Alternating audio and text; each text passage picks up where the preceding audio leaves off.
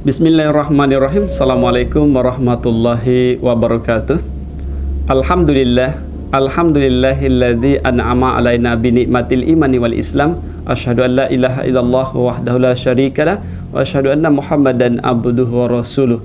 Allahumma shalli wa sallim wa barik ala Muhammad wa ala alihi wa ashabihi ajmain, amma ba'd. Saudara-saudaraku sebangsa dan setanah air, pertama tidak henti-hentinya kita menyampaikan rasa syukur dan terima kasih kita kepada Allah Subhanahu wa taala, di mana pada kesempatan hari ini Allah Subhanahu wa taala masih memberikan beberapa taufik, hidayah serta rahmat kepada kita semua, sehingga atas izin Allah Subhanahu wa taala kita bisa melakukan aktivitas dan bisa menambah amal soleh kita di sisi Allah Subhanahu wa taala. Dan jika kita mendapatkan kenikmatan dari Allah Subhanahu wa taala, hal yang wajar juga mulia kita sama-sama mengucapkan alhamdulillahirabbil alamin. Dan berselawat kepada Rasulullah sallallahu alaihi wasallam yang mulia dengan sama-sama mengucapkan Allahumma shalli wa sallim wa barik ala Muhammad. Semoga kita mendapatkan syafaat dari Nabi besar Muhammadin sallallahu alaihi wasallam di yaumil akhirat nanti. Amin ya rabbal alamin. Saudara-saudaraku sebangsa dan setanah air, kali ini kita sedikit menceritakan tentang kisah Nabi Syuaib alaihissalam.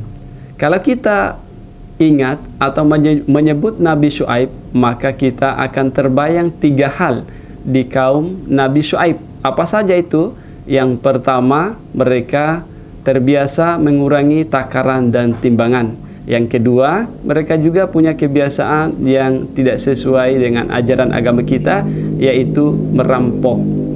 Dan yang terakhir, mereka terbiasa melakukan penyembahan berhala. Saudara-saudaraku sebangsa dan setanah air, Nabi Syuaib masih keturunan Nabi Lut alaihissalam. Nabi Syuaib alaihissalam diutus oleh Allah Subhanahu wa taala untuk berdakwah kepada kaum Madian. Ya, di kaum Madian ini salah satu wilayah yang dekat Mi'an. Ya, Madian itu dekat Mi'an. Jadi apa saja kebiasaan kaum Madian? Yang pertama, kebiasaan itu mereka mengurangi takaran dan timbangan. Maka disinilah dengan keresahan Nabi Syuaib alaihissalam menyampaikan kebenaran kepada kaum Madian, tetapi mereka masih melakukan perbuatan-perbuatan yang merugikan orang lain ataupun orang banyak. Maka Allah Subhanahu wa taala telah berfirman di dalam Al-Qur'annya, A'udzubillahi minasyaitonirrajim. Bismillahirrahmanirrahim. Wa ila madyana akhahum Syuaiba qala ya qaumi ibudullaha ma lakum minhu ilaihi ghairu wala tankusul mikyala wal mizan inni arakum bi khair wa inni akhafu alaikum adaba yaumin muhita. Yang artinya, dan kepada penduduk Madian kami utus saudara mereka Syuaib. Dia berkata, wahai kaumku, sembahlah Allah, tidak ada Tuhan bagimu, dialah Tuhan, dan janganlah kamu kurangi takaran dan timbangan. Sesungguhnya aku telah melihat kamu dalam keadaan baik, makmur, dan sesungguhnya aku khawatir kamu akan ditimpa azab pada hari yang membinasakan, yaitu hari kiamat. Quran Surat Hud ayat 84. Saudara-saudaraku, sahabat-sahabat sebangsa dan setanah air, dalam ayat ini sudah komplit sekali, sudah lengkap sekali ayat ini. Yang pertama adalah dilarang oleh Allah Subhanahu wa taala menyembah berhala. Kemudian yang kedua, dilarang oleh Allah Subhanahu wa taala untuk mengurangi takaran dan timbangan. Kemudian yang ketiga, yaitu dilarang oleh Allah Subhanahu wa taala untuk berbuat merampok atau merampas hak orang lain. Karena dalam ayatnya sudah dilihat bahwa mereka dalam keadaan makmur. Sahabat-sahabatku sebangsa dan setanah air, bahwa yang pertama, adapun kebiasaan kaum Madian, mereka sudah diajarkan waktu kecil itu tentang berdagang, sehingga mereka melakukan perdagangan itu tidak ada sekecil apapun mereka kerugian, justru mereka mendapatkan keuntungan. Nah, maka dengan demikian disinilah kelemahan ataupun kekurangan kebiasaan-kebiasaan yang tidak baik yang dilakukan mereka. Mereka ketika membeli barang dagangan, pada saat barang itu murah, maka mereka akan menimbun. Dan ketika barang itu sangat sulit didapatkan oleh kaumnya, maka mereka akan mengeluarkan dari gudang dan menjual dengan harga yang sangat mahal. Dan tidak itu juga, tidak itu saja yang dilakukan mereka. Justru mereka mengurangi timbangan dan takaran. Begitu liciknya politik mereka, pada saat mereka membeli, mereka mau dipenuhi takarannya. Dan ketika mereka menjual, mereka ingin mengurangi. Bahkan sudah mempraktekkan itu semua, setiap menjual pasti dikurangi takaran. Contoh kecil saja, kalau kita membeli 1 kilo, itu belum tentu 1 kilo. Karena mereka licik dalam permainan, kurangi timbangan dan takaran. Maka dengan demikian, hal ini pelajaran yang bisa kita ambil, dan ini juga terjadi pada zaman Rasulullah SAW yang mulia. Di pasar Madinah ada salah seorang tokoh namanya Abu Juhainah. Beliau salah satu pedagang di Madinah.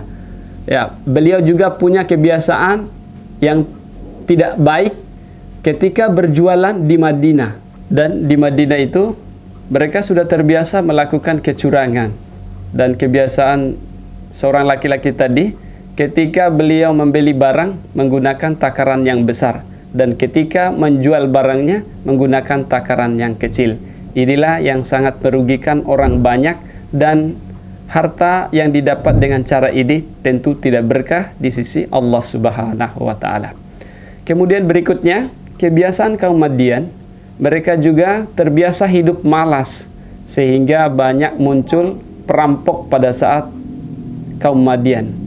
Dan terus diingatkan oleh Nabi Syuaib alaihissalam untuk melakukan perbuatan-perbuatan baik sebagaimana yang diajarkan oleh Nabi Lut alaihissalam.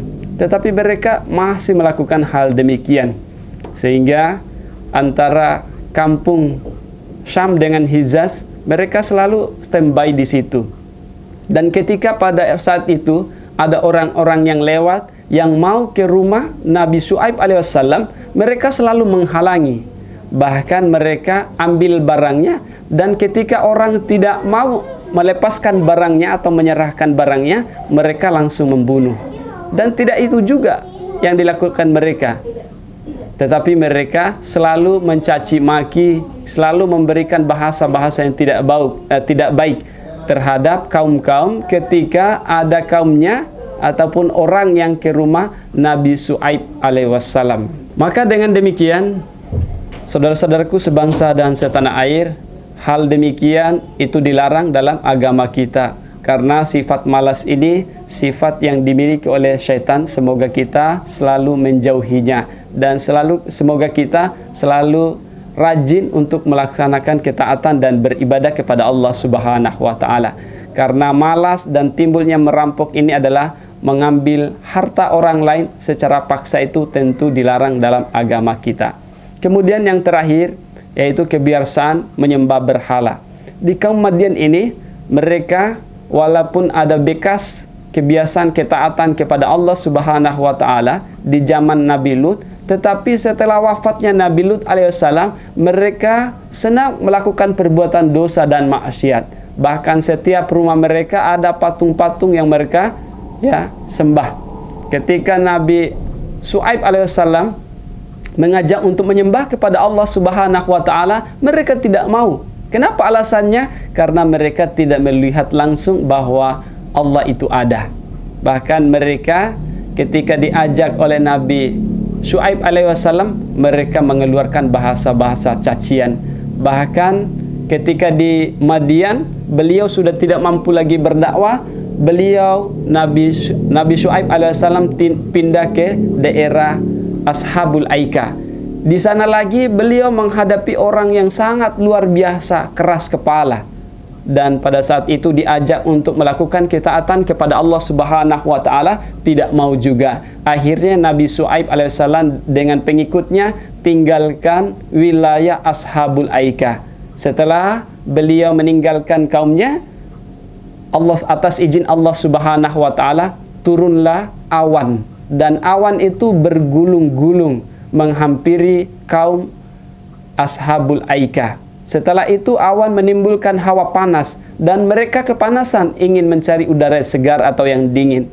Ternyata mereka dapatkan yaitu petir ataupun guntur, dan mereka habis pada saat itu atas izin Allah Subhanahu wa taala. Itulah ajab yang dirasakan oleh mereka yang mendustakan nabinya.